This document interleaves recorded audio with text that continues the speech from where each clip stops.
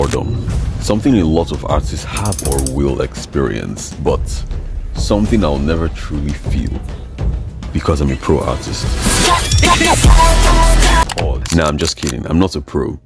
Yet. Anyways, to help you understand what I mean, we have to properly establish what that word truly means. Boredom. The state of feeling bored or lack of enthusiasm. But at the core of it, for artists, boredom can mean art block, tiredness, uninspiration, or even simply, I just don't feel like drawing. It's very easy to conclude that you're bored because at the same time, it's very easy to get bored. Trust me, I've gotten bored. It really is that bad. Boredom can be a handicap and will definitely prevent you from being able to draw literally anything. That there, my friend, leads us to the question of how to draw literally anything. Believe it or not, drawing literally anything is a matter of basically basic psychology. I think. Let me explain. According to these videos, dopamine is the chemical in the brain that gives somewhat of a surge of motivation. And the interesting thing I learned was that your baseline dopamine plays a very vital role on how much inspiration you get to feel.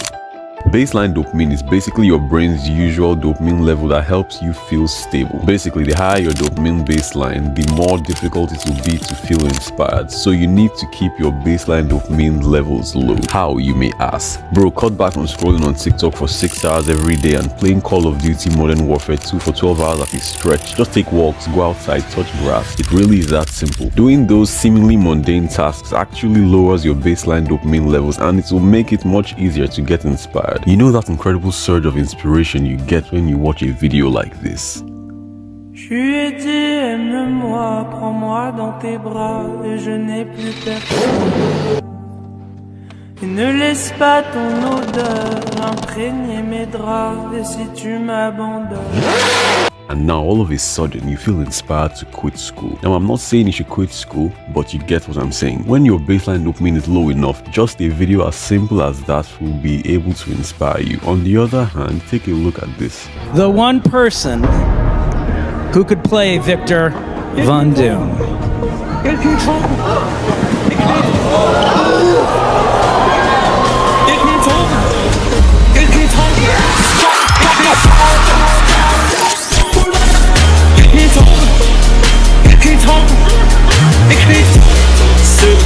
New mask. Same mask. If you spend 7 hours every day of every week watching stuff like this, it will make it infinitely harder to feel inspired after watching something as simple as this. One and all, to be able to draw literally anything, you need to completely get rid of boredom, and one way to do that is to cut back on all that gaming and social media scrolling. Not saying you should completely give up these things, but reducing it will make it easier to feel inspired because you won't be occupying your mind every second of the day when you could be doing something else, like drawing. If by chance you want a print or poster of my art, then check the first link in the description. Yo guys, we just made a sale. You made a sale. Look at this, It's 50 cents though. Oh gosh. But I mean, a sale is a sale, right? I was even on my way to school right now. Like, I'm all dressed up for school and I see this. The time is currently 8:04, 8:05 right now, and I just saw that. I'm like, bro, nice. It's all good. Ambition. I knew it. For artists, ambition plays a crucial role. It's almost a catalyst for success. There are two ways an artist can look at ambition. One way is taking in a whole ton of information, consuming a lot of content, tutorials, learning new techniques, buying what they feel are better brushes, taking advice from the pros, following all their favorite artists on Instagram, buying an entire collection of art-related books. Damn.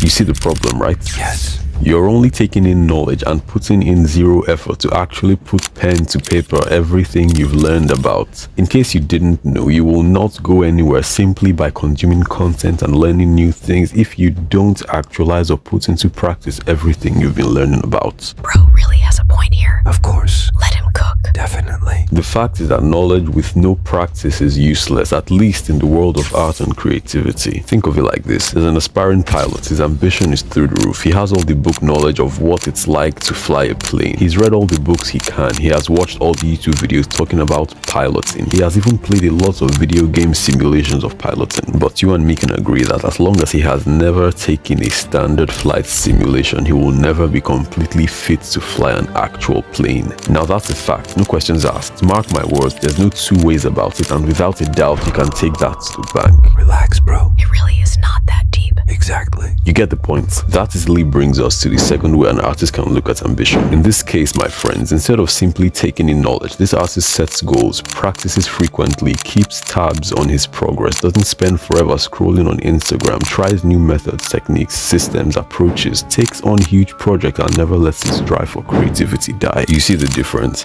One artist doesn't actually put in the work, but only takes in a lot of knowledge, while the second artist takes in some knowledge and at the same time actually puts in the work by practicing what they're learning. Now that's the differentiating factor of what true ambition really is. You can talk from now until tomorrow of how you're gonna become a pro at playing the piano, but if you've never sat at a piano, never played even a simple piece, then my friend, the fact is that you will never become a pro. Beethoven didn't become a pro by simply reading a lot of books on playing the piano. That's a fact. The one single simplest way to put work to ambition is what I like to call identity modeling.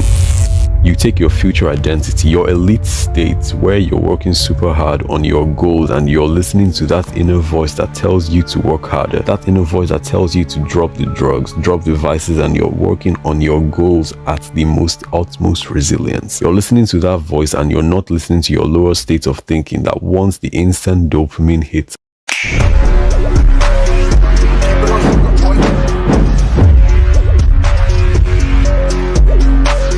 Did you feel it? That instant hit of dopamine, the excitement, yeah, you should avoid it, and things like that. By the way, that was my sickest edit yet, so if you liked it, please subscribe. So you're modeling that character that you want to become. It might sound stupid and weird, but trust me that over time, once you continue visualizing this character, over time, if you keep infusing yourself with your ideal character and belief, you won't only feel it when you're visualizing, but you feel it also at every time of the day. And before you know it, it will become basically who you are. That's the magic of visualization and slowly rewiring your mind over time. I have a pantheon of art posters unique to my style, so if you want to buy one, check the first link in the description. Being creative is scary.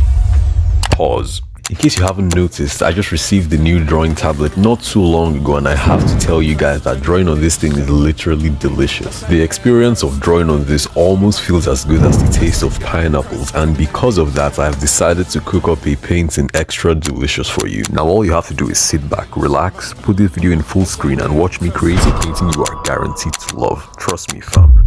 Being creative is honestly scary. Most people may not be the creative types, but for us creatives, we can agree on how scary being creative actually is. Especially when you're on the brink of senior year and you realize you could make a very good living out of your creative endeavors, or on the other hand, things could go completely south and you end up on the streets. Just to give you context, I finished that yesterday, and right now it's 4:41. Being creative could even be your downfall. For example, drawing when you have a major test the next morning. This is where we're at right now. I have a test, so I'm following my code. Rule 1 of the code is don't fail. So I cannot fail. It's alright, but I didn't fail. I mean, I haven't written the test at the time of making this video, but trust me, I know my future self has my back covered, so I believe I'm gonna nail that with a 100%. Okay, I'm about to have the pre-calculus test in 5 minutes. I'll pin my grades in the comments when they're out. Wish me luck. I know, I hear you, loud and clear actually. 100 is too low. But what can I do? I mean, I would have gotten more, but that's simply all there is to get. You're not that guy, pal. Trust me. You're not that guy. Anyways, things can be scary as a creative because most of the general public has painted it out in our minds that if you aren't doing any formal work like engineering, law, health, then bro, sorry to say, but she belongs to the streets. And because of that, it makes it all the more difficult to go down the road of creativity as a means of livelihood. You may have friends who aspire to be doctors, physicists, or industrial engineers, but don't let that be the reason you go down that path, because if it's something you don't like, you might end up wondering for the rest of your life if you would have been able to make it with your passion to write, sing, paint, or animate. Plus, imagine waking up every day to a work you don't like, but you know you have to go because it's the choice you made, and without that job you'd probably be on the streets. And let's be real, the creative route is where the fun really lies. Trust bro, the creative path is not impossible. It could literally be as easy as buying my art as a poster or print like fam, come on, or even on clothing bro, because it's literally just too good. Check it out, link in the description. Anyways, I saw this comment on my other video.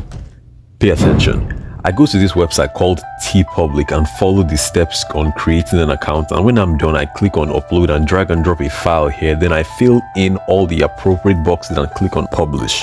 That's literally just it. Anyways, the creative path might seem hectic, but I believe that overall in the future, when I look back at my life, I'd be happy with where I'm at and what my career path I chose. In a way, I'm doing my future self a favor by going with my passion. Also, if you made it to the end, comment this.